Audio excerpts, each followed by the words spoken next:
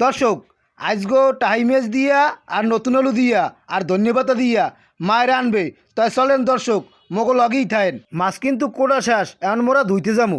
দর্শক মাছ কিন্তু ধোয়া শেষ এমন মোরা রাঁধতে যামু, তাই মগো সাথে থাকেন।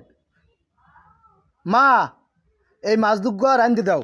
এদিকে আবার মা মনে করেন সুন্দর মতো আলুগুলো কুচেই লইতে এসে টাইমেসের মধ্যে দেবে। এদিকে পরিমাণ মতো লবণ, পরিমাণ মতো হলুদের গুঁড়া দিয়ে সুন্দর মতো মাখতে আছে। এদিকে কড়াইতে তৈল টৈল দিয়ে মা আবার সুন্দর মতো ভাজতে আছে।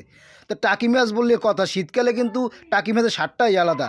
পরিমাণ মতো হলুদের গুঁড়া, পরিমাণ মতো মরিচের গুঁড়া, লবণ দিয়া সুন্দর মতো মশলাটা কষাইতে হবে। এই আলু টলু দিয়ে সুন্দর মতো মশলাটা কষাইতে আছে। এদিকে মনে করেন সুন্দর মতো আর মাছগুলো দিয়ে দেবে, মাছগুলো দিয়ে দিতে আছে সুন্দর মতো। এদিকে আর মায় কিন্তু ধন্যপাতা কুচাইতে আছে, ধন্যপাতা দেওয়াটা শেষ। টমেটো না দিলে কিন্তু স্বাদই হইবে না। দর্শক রান্না শেষ, এখন মোরা খাইতে যাবো। নতুন আলু দিয়া আর টাকি মাছ দিয়া মায়ের আনছে, খাই দিয়েই কেমন হয়েছে। একশোর মতো দর্শক,